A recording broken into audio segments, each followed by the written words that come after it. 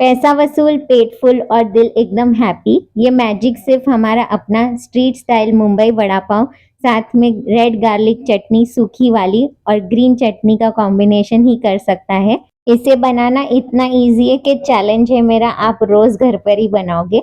एक कढ़ाई में ऑयल गरम करके उसमें राई ऐड कर दिया है, कड़ी पत्ता ऐड कर दिया है, साथ में मैंने ठेच करके अदरक लहसुन और मिर्ची को ऐड कर दिया है, थोड़ा सा हल्दी पाउडर और साथ में हींग ऐड कर दिया है। इसे 2 से 3 मिनट तक अच्छी तरीके से कुक कर लेंगे। उबला और मैश किया हुआ आलू ऐड कर दिया है, नमक स्वाद के अनुसार, थोड़ी सी चीनी और थोड़ा सा नींबू का रस ऐड कर दिया है, साथ में धनिया पत्ता को बारीक चॉप करके ऐड किया है और सभी चीज़ों को मिक्स कर लिया है। तो हमारी चटपटी सी आलू की फिलिंग जो है वो रेडी हो चुकी है। बहुत ही सिंपल है इसे बनाना।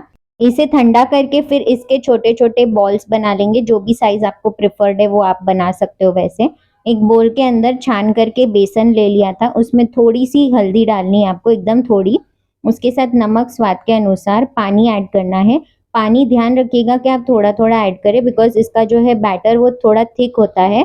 तो थोड़ा पानी ऐड करके अच्छे से विस्क करने के बाद फिर पानी ऐड कर सकते हो आप, और फिर अच्छे से ये बैटर जो है 5 से 6 मिनट तक विस्क करोगे तो आउटर लेयर जो है बहुत अच्छा बनेगा।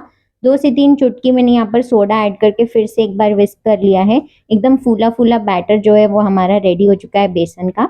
अब ऑयल को अच्छे से गरम कर लेंगे। उसके बाद जो हरी मिर्च है, जो वड़ा पाव की जान होती है, उसे फ्लैश फ्राई कर लेंगे। बस ऑयल में डाल के आपको इमीडिएटली इसे निकाल लेना है। अब आलू के बॉल को बेसन के बैटर में डिप करके अच्छी तरीके से कोट करके गर्मा गर्म तेल में इसे तल लेंगे। मैंने वड़ा पाव के साथ ही साथ जो चूरा है वो भी तल लिया है, उससे जो क्रंची इफेक्ट आता है वड़ा पाव में, बहुत टेस्टी लगता है। अच्छे से इसे गोल्डन और क्रिस्पी होने तक फ्राई कर लेना है हर जगह से। जब ये गोल्डन और क्रिस्पी क्रिस्पी हो जाए उसके बाद आप इसे निकाल सकते हो। याद रखिएगा जो वड़ा पाव है वो आपको एंड में तलना है। जब आप सर्व करने के लिए रेडी हो तो आपको एकदम गर्मा गर्म वड़ा पाव का मजा लेने मिलेगा। अब जो सूखी वाली लाल चटनी होती है ठेले स्टाइल की, वो बनाएंगे। तो उसके लिए मैंने 1 टेबलस्पून मूंगफली को अच्छी तरीके से रोस्ट कर लिया है। उसके बाद ऐड करेंगे 15 से 20 लहसुन की कलियां बिना छिलके वाली, और 5 से 10 लहसुन की कलियां छिलके वाली ऐड की है, उससे बहुत अच्छा फ्लेवर आता है। इसे स्लो फ्लेम पर अच्छी तरीके से हर जगह ब्राउन स्पॉट्स हो जाए उतना आपको सेक लेना है।